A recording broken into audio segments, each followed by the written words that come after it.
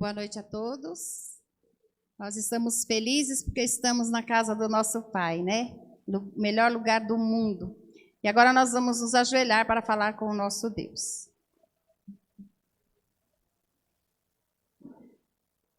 Santo, Santo, Deus Criador do céu, da terra e mantenedor da nossa vida. Nós queremos agradecer ao Senhor, ó Pai, por mais um dia de vida que o Senhor está nos concedendo. Queremos agradecer ao Senhor pela oportunidade que nos dá de livremente estarmos aqui na Tua casa para Te adorar. Queremos pedir uma bênção especial a cada família aqui representada, Senhor. O Senhor sabe, ó Pai, que o desejo do nosso coração é que os nossos filhos, os nossos amados estivessem todos aqui para também Te adorar, assim como nós estamos fazendo. Queremos pedir que o Senhor, ó Pai, tenha de misericórdia de nós e ajuda-nos, ó Deus, a cada dia, Pai, estarmos mais ligados aos céus. Porque, como nós cantamos agora há pouco no hino, nós não podemos servir dois senhores. Temos que servir somente a Ti, somente o Senhor que nos dá a promessa de vida eterna e de plena alegria e felicidade onde o Senhor está. Nós queremos pedir mais uma vez, ó Pai, que o Senhor esteja com cada pessoa que adentrou daquela porta ali para dentro, que veio pela primeira vez ou que já veio algumas outras vezes, mas que ainda não faz parte do nosso meio adventista. Que o Seu Espírito Santo esteja com cada uma dessas pessoas, ó Pai, colocando no seu coração o desejo e a necessidade também de Te servir. Pedimos que esteja de uma forma toda especial com o pregador dessa noite. Que o Seu Espírito Santo use poderosamente para que Ele fale a nós, vindo, as Suas palavras venham do Seu trono de graça através da Bíblia. Pedimos essas bênçãos e já as agradecemos no doce nome do Seu Filho Jesus. Amém.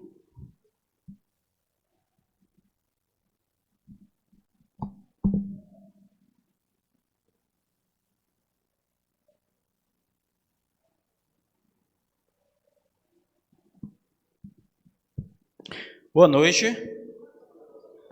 A Bíblia diz que nós devemos nos alegrar quando pensamos ou quando alguém nos convida para ir na casa do Senhor.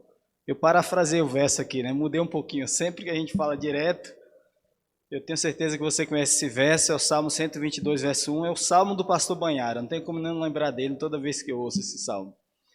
Mas o culto é um momento de alegria, é um momento de a gente celebrar, um momento de receber presente de graça, presente materializado. Nós já temos o presente da graça, que é o presente da salvação. Mas queremos agradecer aqui a presença de alguns amigos. Sempre fazemos questão de mencionar as pessoas que se esforçam para vir à presença de Jesus. E aqui eu quero lembrar da irmã Elza. Cadê a dona Elza? Tudo bem, dona Elza? A gente quer agradecer pela sua presença, te dando uma lembrancinha. Então vem aqui na frente, por favor. A irmã Elza está fazendo estudo bíblico, sempre que possível ela permanece no culto. Eu sei que é um desafio, né?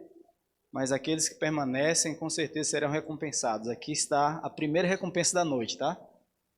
Quero chamar aqui à frente a irmã Maria Betânia. Nós temos duas vozinhas aqui. Eu preferi chamar a primeira de Maria Betânia para não confundir, né, irmã Abigail? Tem a primeira vozinha para não gerar ciúmes aí, né? Cadê a irmã Maria Betânia, vozinha? Vem cá, vozinha. Pegar seu brinde?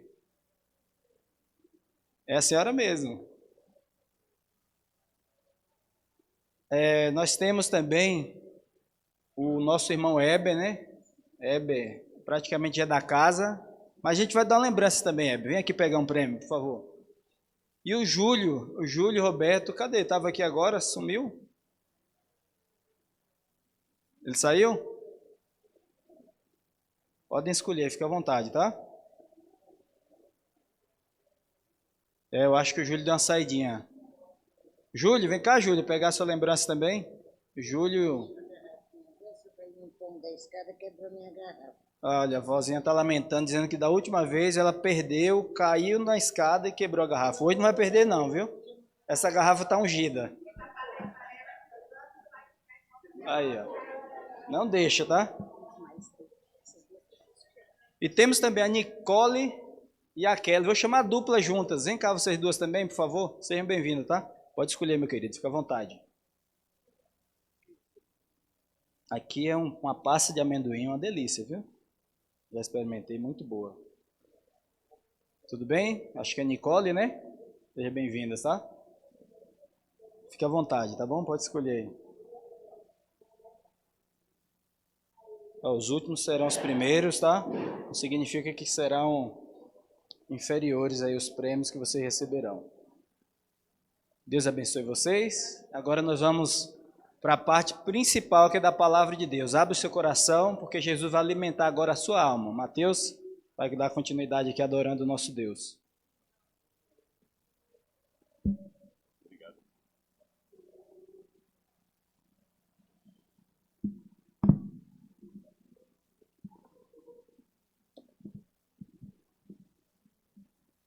Boa noite. Para os irmãos que já estão nos acompanhando há um bom tempo, nós estamos dando sequência à nossa série Nisto Cremos, que são as doutrinas da nossa igreja. Hoje nós vamos falar da doutrina de número 11, tá? De número 11. Então, se você perdeu algum dos temas anteriores, inclusive o passado também foi eu quem apresentei, já que não temos mais a live nem as gravações lá, então tenta dar um Google lá no site da Igreja Adventista, você vai encontrar alguns materiais ricos também com esse tema, com esses temas que são bem e tão maravilhosos aqui para a nossa igreja, tá? Hoje nós vamos falar da experiência... Desculpe, acho que não é esse tema não. Na semana passada, na retrasada, porque a passada foi o início da semana dos desbravadores, né? Então, na retrasada, nós falamos da experiência da salvação.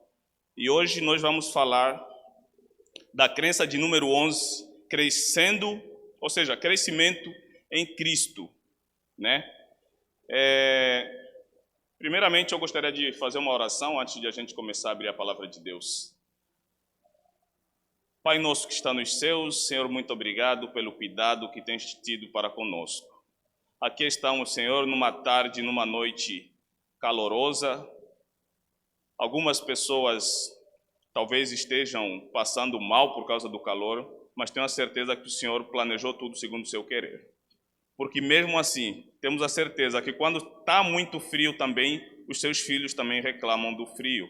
E por isso queremos te pedir, Senhor, que esteja conosco em qualquer situação, para que venhamos adorar o seu nome segundo a sua vontade, segundo o seu querer. Abençoe este culto, me dê as palavras para poder compartilhar com os irmãos, eu que te peço e agradeço em nome de Jesus. Amém. Bom, crescimento em Cristo. Nós estamos seguindo um material que é um material bem rico e bem completo, mas também um pouquinho complexo. Por quê? Porque a gente não consegue passar ele todo durante uma série de 45 minutos, né?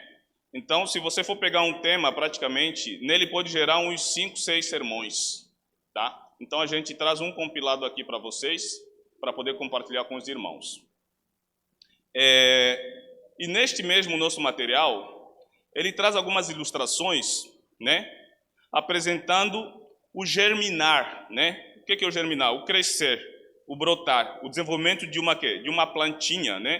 Quando a gente fala de crescimento em Cristo, ele traz um exemplo de uma planta brotando, crescendo, e qual que é o processo desse germinar, né? Ela precisa de rega, precisa de cuidado, e até o momento que ela vai estar brotando aí, dando suas flores e os seus frutos. Assim também acontece com a nossa vida, né?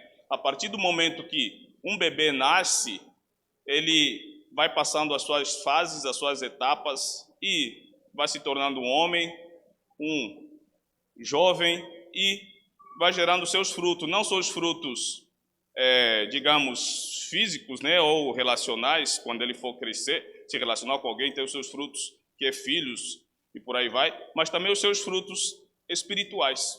Então, é essa ilustração que o material traz para a gente. E como que tem sido o seu crescimento espiritual, né? Então, deixando de lado um pouquinho essa ilustração da plantinha que germina e do bebê que nasce e cresce, a gente precisa centralizar isso na nossa vida espiritual. Desde o momento que você aceitou a Cristo, desde o momento que você se batizou aqui nesse tanque, como que tem sido a sua evolução espiritual, né? Como que tem sido a sua vida com Deus?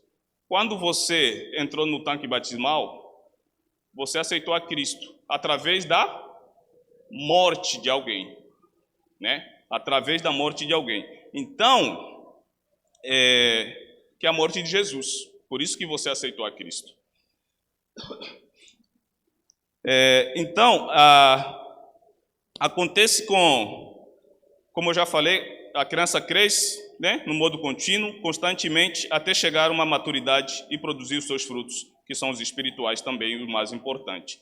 Então, sem esses pontos, a vida perde sentido, né? A vida perde o propósito. Ou seja, nós não fomos feitos para não reproduzir, para não frutificar. Não fomos feitos para ficar estáticos, né? Não só os frutos. Agora, deixa eu só dar uma pausazinha. Outro ponto importante também, que eu consegui relacionar aqui, imagine você numa empresa, você trabalhando, né? E você ficar naquela mesma função até você se aposentar, nunca crescer. Você gostaria de ficar nessa empresa? Não, né? Chega até a ser ruim, porque você não está crescendo. Ou seja, a sua profissão pode ser a mesma, mas a sua função, o seu cargo, ele tem que mudar. Você sempre vai almejar algo a mais, não é isso? Então, na nossa vida espiritual, também acontece isso. Ou seja, a partir do momento que nós aceitamos a Cristo, também vai acontecer isso. Nós vamos almejando sempre o nosso amadurecimento de acordo com a palavra de Deus. Desculpe aqui. Então, o crescimento é a equação fundamental da vida, né? Ninguém nasce e vive sendo criança o resto da vida, né? A gente almeja quê? Crescer. Ninguém começa a trabalhar e ficar no mesmo cargo. Ninguém almeja isso. Todos almejamos o quê? Um crescimento em nossas vidas, né? Na nossa vida física, profissional, familiar e principalmente espiritual. Acho que a prioridade aqui é o crescimento da vida espiritual. Hoje eu estarei apresentando para vocês 2 pontos importantes. Um é que o primeiro é a vida começa com a morte, né? E o segundo que eu trouxe aqui, sinais de crescimento em Cristo, né? São esses 2 temas que a gente vai trabalhar. Então, se a vida começa com a morte, que eu já dei aqui o exemplo do batismo, quando você é batizado, é porque você está nascendo, né, em Cristo, mas você está morrendo, ou seja, você aceitou por conta da morte de Jesus Cristo. Só por isso que você aceitou esse batismo. Então, essa morte de Cristo foi a morte da cruz. Por isso que nós cantamos aquele hino, o primeiro hino, a olhar para a cruz, tá? Então, vamos ler lá em João, ou seja, 1 João 1, versículo 7, tá? 1 João 1, versículo 7. O que que diz?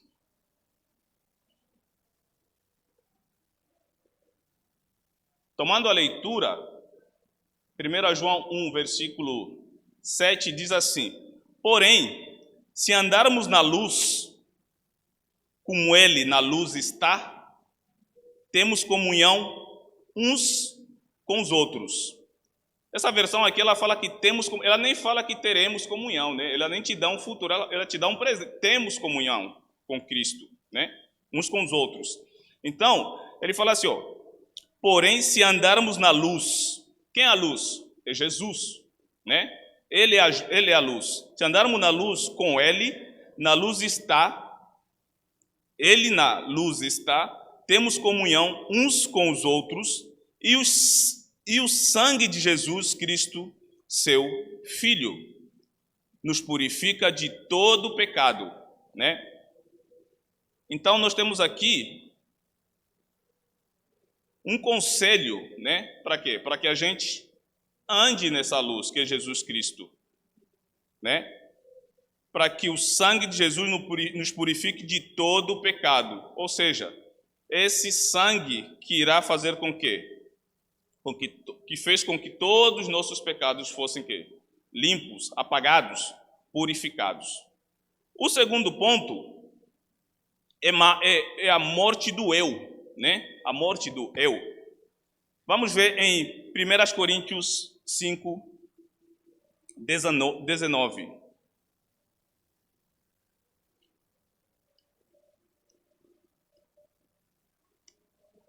Primeiras Coríntios, não, desculpe, Segundas Coríntios 5:19. Vamos ler primeiro o 17. Segundas Coríntios 5, versículo 17. Diz assim: assim que, se alguém está em Cristo, nova criatura é, as coisas velhas já passaram. Eis que tudo se fez novo. Por quê? Porque você aceitou Jesus Cristo. Então, todo o passado é esquecido praticamente, né? O que está lá no 19? Vamos ver no 19. No 19 diz assim: isto é, Deus estava em Cristo reconciliando consigo o mundo, não lhes imputando os seus pecados, e pôs em nós a palavra da reconciliação, né? A palavra da reconciliação. Então a gente percebe que a morte do eu é você deixar tudo para trás, não se culpar, né, dos seus atos pecaminosos e reconhecer que, a partir do momento que você aceita esse Jesus, você se reconcilia com quem? Com Deus. Você aceita essa nova fase da vida, né? E o outro ponto aqui importante é o que? Uma vida nova, né? Uma vida nova, vida nova. Aqui o texto diz o seguinte: tem como exigir perdão sem arrependimento? Não, né? Não tem como exigir perdão sem arrependimento. Porque a partir do momento que você aceita a palavra de Deus, que você aceita Jesus, é porque você está querendo deixar de fazer as coisas que você fazia no passado. Então você está arrependido. Por isso que você aceitou. Então não tem como você ter perdão, né? Exigir perdão se você não tem arrependimento. Não, pois se isso existir, podemos chamar de quê? Graça barata, né? Porque a graça barata é essa graça que você vê, muitas das vezes, o mundo pregando por aí fora, que existem promessas, né? Nas outras, algumas denominações, existem promessas, mas que as pessoas vão sem deixar de fazer, ou seja, sem deixar os seus atos pecaminosos para trás.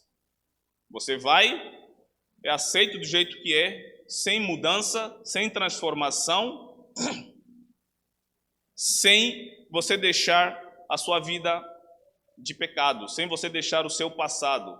Ou seja, você, entre aspas, aceita Jesus, mas você não deixa de fazer as suas coisas pessoais. O seu eu não morreu, o seu eu continua dentro de ti, né? Então, essa graça é barata, é conhecida como graça barata, né? Então muitas pessoas estão sendo enganadas por aí, né? Estão sendo prometidos, né, por várias coisas e não deixando o seu passado para trás. Essa graça barata, né, é uma graça barata sem discipulado, né? Por quê? Porque como que você vai testemunhar se você não deixou as coisas más para trás? Perante Deus não tem como testemunhar isso. Por quê? Porque as pessoas vão olhar para ti e vão olhar o seu passado, vão falar, puxa, não dá para seguir, não dá para seguir alguém que está discipulando desse jeito ou desta forma. Por quê? Porque o seu passado o condena, certo? O seu passado é um passado cheio de manchas, mas que ele não conseguiu deixar. Então você não consegue discipular com um passado desse, tá? Então, a graça barata, né, que é a graça sem discipulado, que é impossível você discipular com essa graça barata, sem cruz, sem Jesus, sem Cristo, né? Então, é uma graça que você aceita, mas você não consegue discipular, não consegue testemunhar, porque você está vazio, está sem Jesus, está sem Cristo. Outro ponto importante é que, além disso, a maturidade nos apresenta alguns sinais, né? Alguns sinais muito importantes que eu consegui elencar aqui. O primeiro sinal é o Espírito Santo, né? Espírito Santo. Quando toma posse do coração, né? Ele transforma totalmente a minha vida e a sua vida. Quando o Espírito Santo toma posse do seu coração, ele transforma a sua e a minha vida. Então não tem meio termo, né? Você é transformado. O outro ponto, os pensamentos pecaminosos são afastados, né? E renunciadas às más ações. Então, quando a gente fala que você se torna um novo homem, você renunciou o seu eu, é porque você está deixando todas essas coisas para trás, que são os seus pensamentos pecaminosos, né? As suas más ações, né? E o outro ponto, o amor, né? A humildade, né? Se você aceitou, você se torna uma pessoa amorosa, uma pessoa humilde e uma pessoa de paz. Porque Jesus era uma pessoa de paz.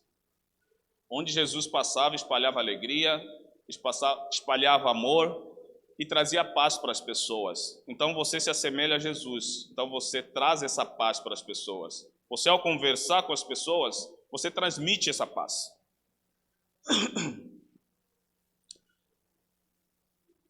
O quarto ponto é o ponto que tem a ver com a inveja, né? E da quê? E da contenda. Esse aqui é um ponto bem polêmico, esse aqui. A inveja e a contenda, né? O ideal é que esse atributo não acompanhasse o cristão, né? O da inveja e da contenda. E o quinto é o quê? A alegria substitui o quê? A tristeza, né? Sabemos que a gente não fica alegre, não vai ficar rindo à toa, né? Mas o cristão é alegre. Lógico, se você estiver passando problemas, você vai vivendo os seus problemas, mas sempre com Jesus no seu coração. O sexto ponto é o quê? A bênção vem pela fé, né? Ou seja, a pessoa se entrega a Deus, né? A pessoa se entrega a Deus. Todos esses pontos que a gente falou aqui, a gente pegou do Desejo de Todas as Nações, na página 173, tá? Tá no Desejo de Todas as Nações. Agora tem outro ponto importante aqui, que são o quê? Os sinais, que a gente vai entrar agora, os sinais do crescimento em Cristo. Então, quais são esses sinais do crescimento em Cristo? Se a pessoa já aceitou a Jesus, como que ela vai estar crescendo em Cristo, né? Aqui, o primeiro ponto que eu trouxe aqui é que uma vida dependente do Espírito Santo, que a gente já falou um pouquinho lá em cima. Não tem como você estar crescendo em Cristo se você não tem uma dependência do Espírito Santo. Por que você tem que depender do Espírito Santo? O próprio Jesus, quando estava ascendendo aos céus, ele disse que deixarei o meu Consolador, que é o Espírito Santo. Por isso que é o único na qual nós devemos depositar toda a nossa confiança, né? Então, aqui, uma vida de dependência do Espírito Santo, eu gostaria que vocês abrissem lá em Gálatas 5:19 a 21.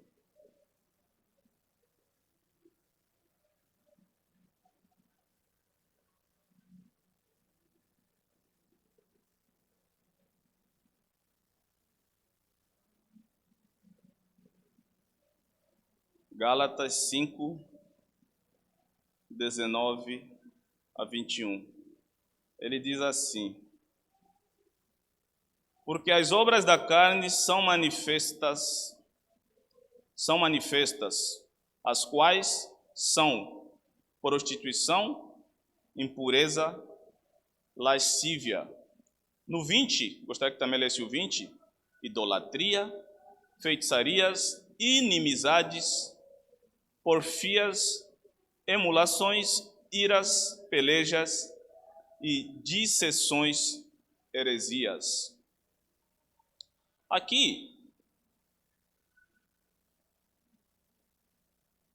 Aqui Paulo descreve, né, a vida orientada pelo Espírito Santo, com uma vida que cresce e que amadurece espiritualmente. Ou seja, se você está querendo experimentar crescer em Cristo, ou crescer, ter um crescimento espiritual, você precisa fazer o quê? Deixar todos esses atributos que a gente viu aqui, que não são atributos legais, né? Pelo que a gente leu. São todos atributos ruins, atributos do maligno, praticamente. Então, Paulo descreve a vida orientada pelo Espírito Santo como que? Como uma vida que cresce e que amadurece espiritualmente. Você vai tendo um processo de quê? De amadurecimento. E essa maturidade, ou essa maturação, ela nos leva a rejeitar as obras da carne, que são essas que a gente leu aqui em Gálatas 5, né? Que são essas obras da carne. Você vai ter que deixar de fazer algumas coisas para que você possa crescer espiritualmente. O outro ponto também interessante aqui é uma vida de amor ou de unidade. Aqui nós vamos aprender que a vida cristã é uma vida de quê? De unidade. É uma vida de reconciliação. É uma vida reconciliada com Deus e com as pessoas a qual convivemos. Então, se a vida cristã é uma vida de unidade, isso quer dizer que, a partir do momento que você entra aqui, nessa porta da igreja, você quer se unir a algo, alguma coisa. E quem é essa coisa que você quer se unir? É Jesus. Você quer se unir a Jesus. Você quer se unir às pessoas que estão aqui, que também acreditam nesse Jesus, né? Então, por isso que é uma vida de quê? De unidade. O segundo ponto é uma vida de quê? Reconciliação. Uma vida reconciliada com Deus. Ou seja, a partir do momento que você entrou aqui, você quer deixar de fazer algumas coisas ruins que você fazia, que são aqueles atributos que a gente viu aqui, que são os frutos do Espírito. Então, você querendo deixar os frutos do Espírito para trás, é por quê? Porque você quer ter uma reconciliação com Deus. Então, por isso que é uma vida de reconciliação, né? Uma vida reconciliada com Deus. O outro ponto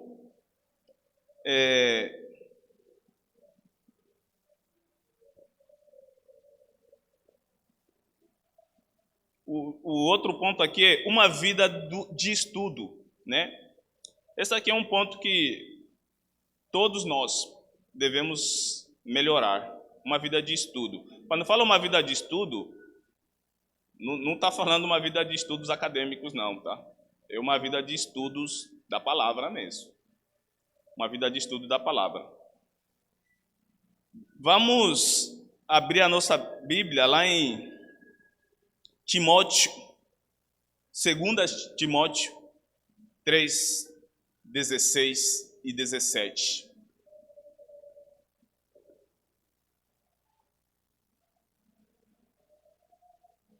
Segundo Timóteo 3, 16 e 17.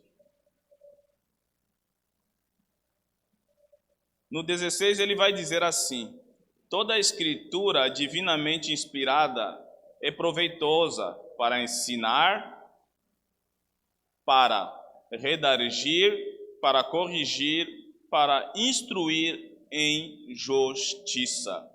No 17 ele vai falar assim: para que o homem de Deus seja perfeito e perfeitamente instruído para toda a boa obra.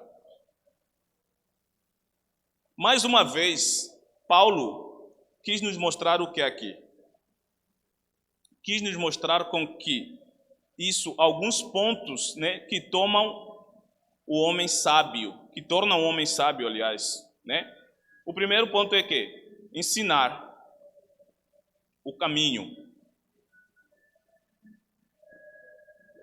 Então ele quer mostrar, quer nos ensinar o caminho, porque a partir do momento que você aceita essa escritura, você quer se tornar sábio, né? Porque não tem como você ser sábio espiritualmente dizendo, se você não conhecer a palavra.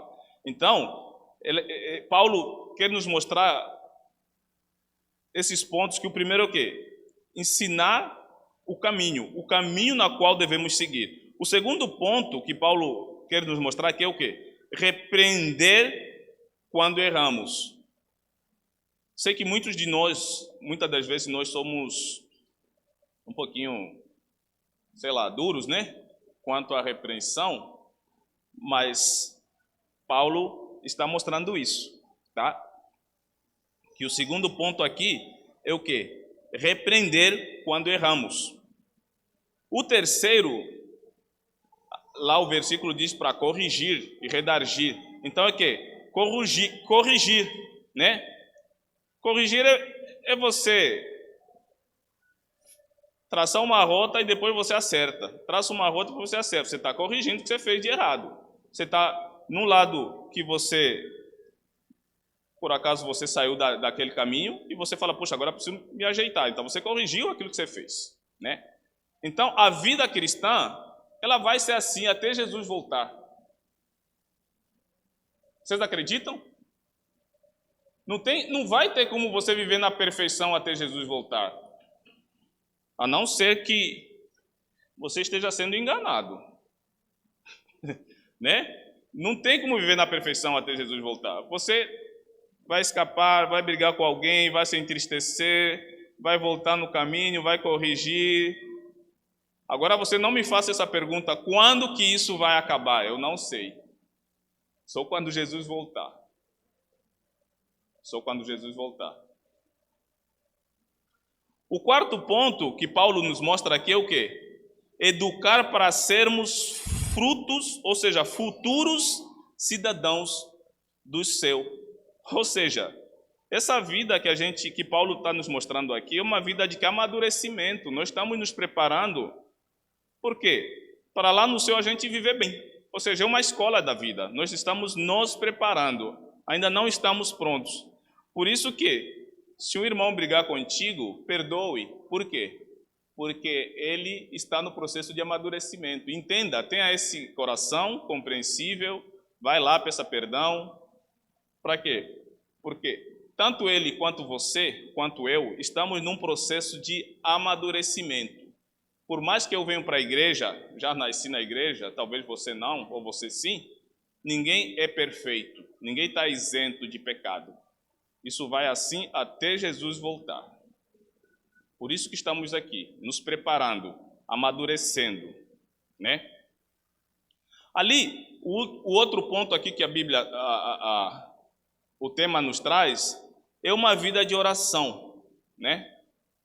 Lá em Efésios 6, versículo 8, se vocês puderem abrir, Efésios 6, versículos 18, desculpe.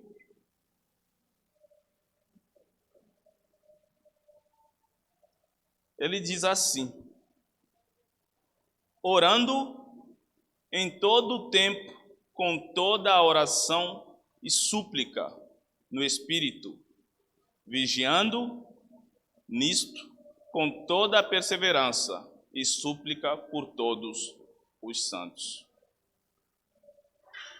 Orando em todo o tempo, com toda a oração e súplica no Espírito. O próprio Jesus, sendo ele filho de Deus, ele tinha os seus momentos de oração, né? Ele orava.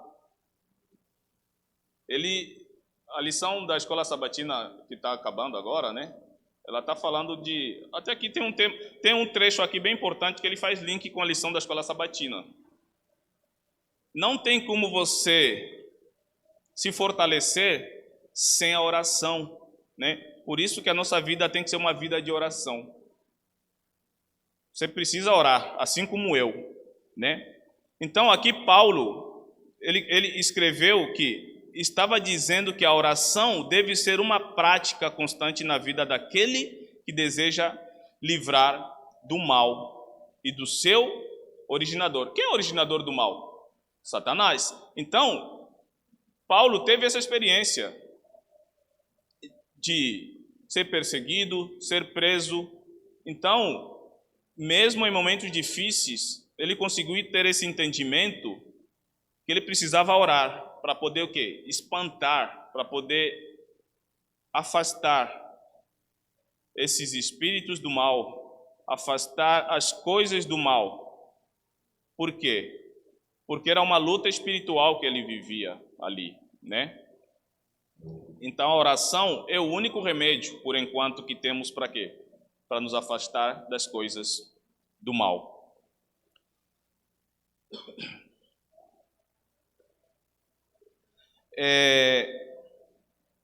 Tem aquele ditado, é uma fala, né, que todo mundo usa, né? Muita oração, muito poder, pouca oração, pouco poder. Agora, depois tem um outro aqui, ó. Até anotei aqui. Nenhuma oração, nenhum poder. Então, quem sou eu? Quem é você? Para não orarmos e ficarmos descansadinhos, como se a nossa vida fosse uma vida telecomandada por, sei lá, por pessoas que têm o controle da nossa vida como se a gente fosse eternos, né? Então, se você não orar, sobre ti não recairá nenhum poder. Se eu não orar, sobre mim não recairá nenhum poder. Estaremos vulneráveis, né? Estaremos vulneráveis e seremos presas fáceis de Satanás, do diabo. Então, essa vida de oração, ela é muito importante para nós.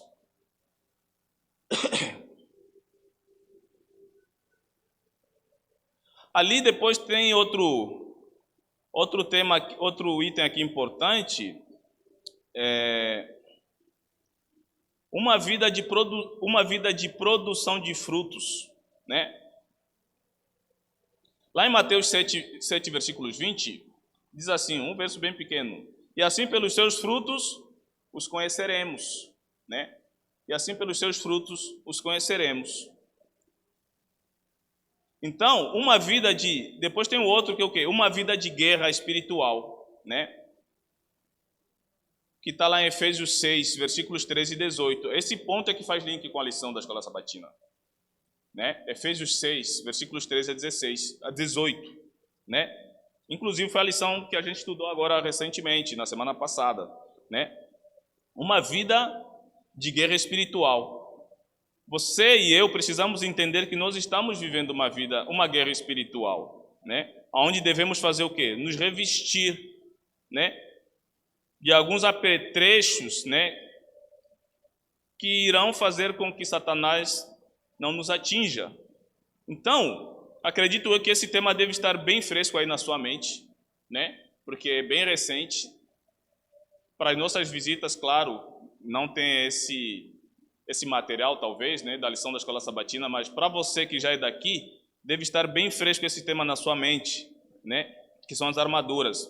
Mas vamos relembrar aqui, até porque Deus não nos deixou para lutarmos sozinhos, né? Com as nossas próprias forças. Porque existe a força do mal. Então, Deus nos oferece alguns itens, né? Não vou nem dizer utensílio, mas alguns itens.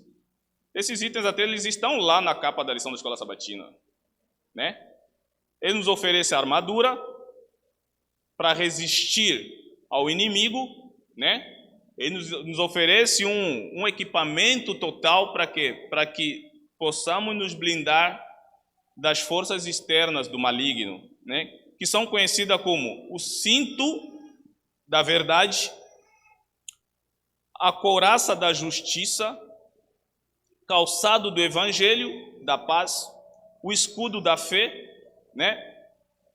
E o capacete da salvação, e a espada do Espírito, e o inflamável poder da oração. Mais uma vez você percebe que de todos esses que ele citou aqui, tem um ainda que é bem importante, que é a oração. Porque não adianta você ter a espada, né? Que é a palavra, se você não tem uma vida de oração. Você precisa ter uma vida de oração. Para que as forças externas possam ser afastadas. Aí depois vem um dos últimos aqui, que é o quê? Uma vida de quê? De adoração, testemunho e esperança. Aí eu pergunto, se você viveu todos esses passos que a gente leu aqui, na íntegra, você terá uma vida de adoração, porque você aceitou a morte de Jesus Cristo na cruz, né? Lógico, você vai ter alguns percalços na sua vida, no decorrer da sua vida espiritual, mas é aquilo que eu falei para vocês, né? Que você vai cair, vai levantar, você vai se desviar, você vai levantar, porque você acredita no Espírito Santo e Deus vai fazer com que você não se desvie, né? Então, você vai ter uma vida de quê? De adoração, né? Você vai ter uma vida de adoração.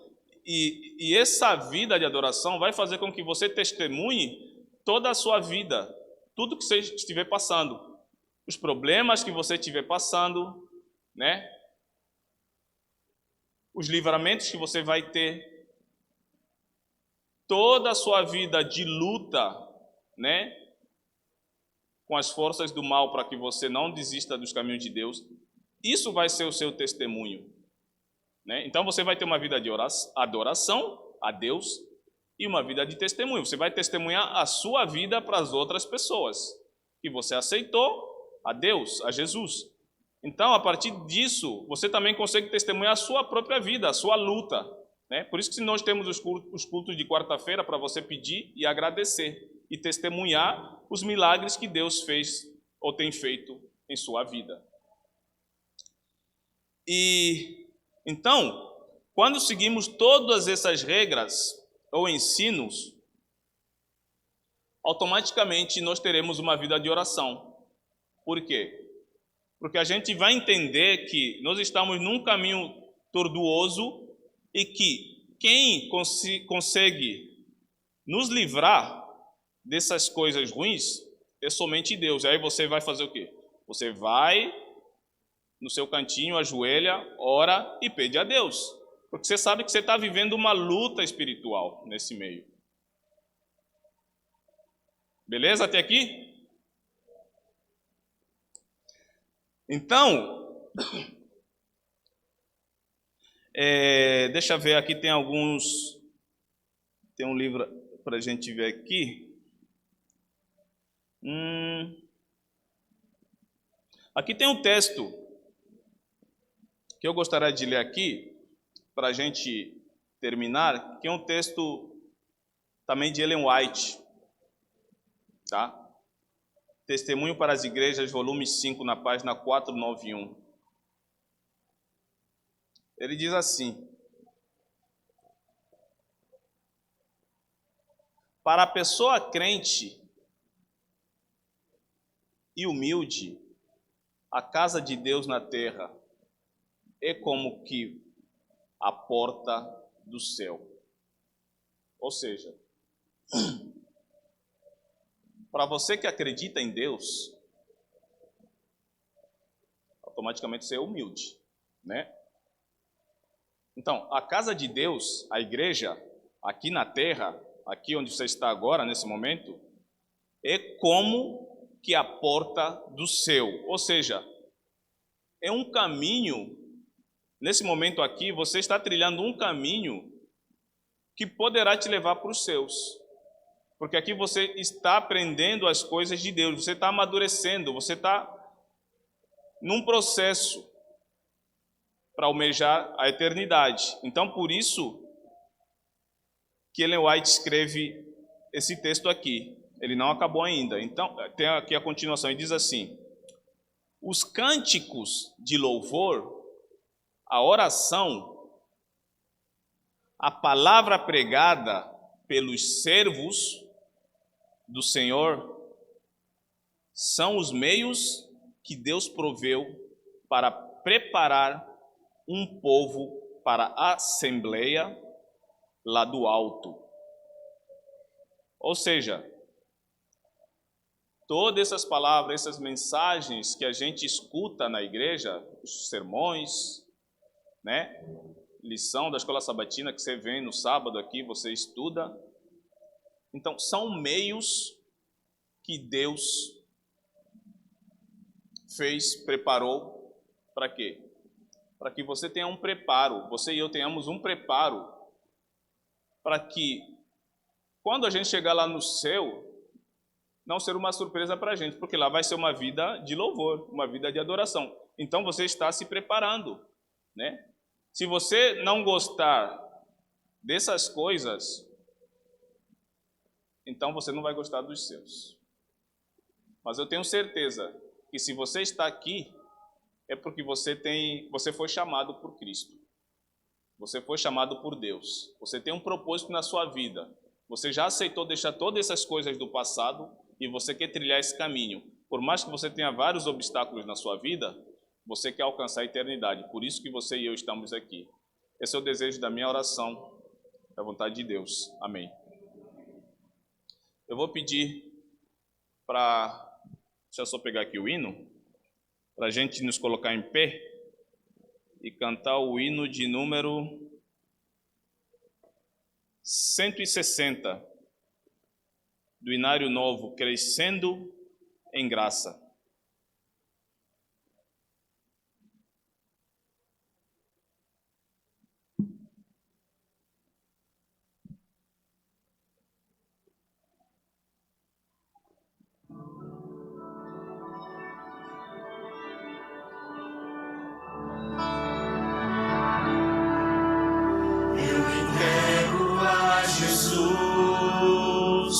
Meus caprichos pessoais,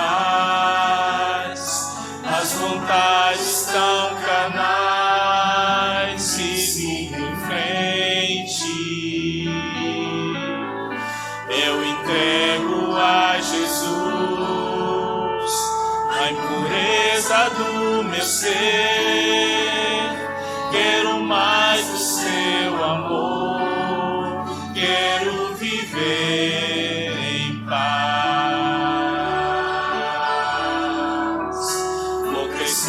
em graça, crescendo em poder. Vou crescendo em graça, movido pela fé, explodindo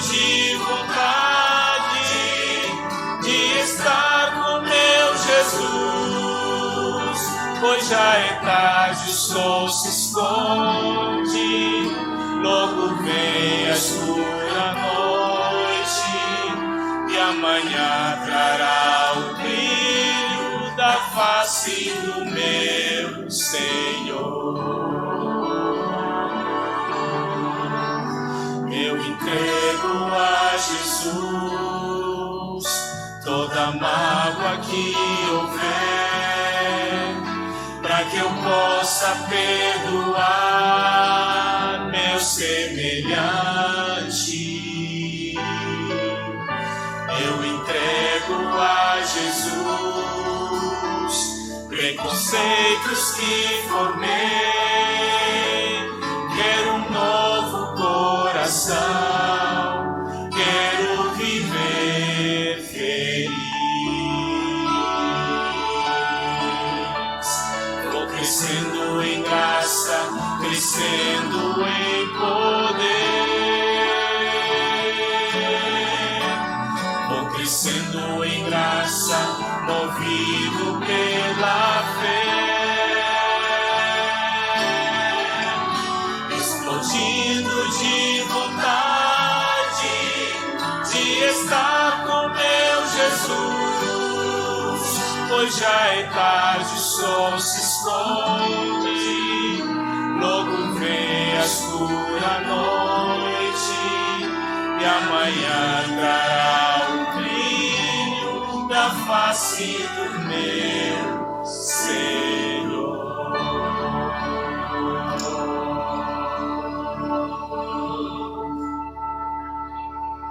Querido Jesus, muito obrigado, Senhor, porque mais uma vez conseguimos entender que nós estamos numa caminhada dolorosa, Pai. Numa caminhada onde já sabemos que o caminho, no caminho existe vários pedregulhos, mas se aceitarmos os seus conselhos, temos certeza que o Senhor nos livrará deles, Pai. Também queremos te pedir, Senhor, que assim conforme acabamos de cantar, que todos nós venhamos a crescer em graça e em poder, para que venhamos assim, Senhor, resistir às forças do mal através de Cristo Jesus. Também te pedimos, Senhor, ao sairmos daqui, todos que aqui estão, ao retornar aos seus lares, que possam ser guiados através do seu Santo Espírito. E que essa semana que se inicia seja uma semana abençoada por Ti, Pai. Temos a certeza que o Senhor já traçou todos os planos para cada um de nós, para cada um que está aqui, para todas as famílias que estão aqui. Por isso somos gratos por isso, Pai. Desejamos estar contigo um dia na Canaã Celestial, Pai. Por isso estamos aqui, amadurecendo, crescendo, e nos tornamos cada vez mais fortes e conhecedores da palavra, Pai. Perdoa os nossos pecados, santifica-nos também na palavra, Pai, porque a sua palavra é a verdade. Perdoa nossas faltas, é o que te pedimos e agradecemos, no nome de Jesus. Amém. Em paz eu vou.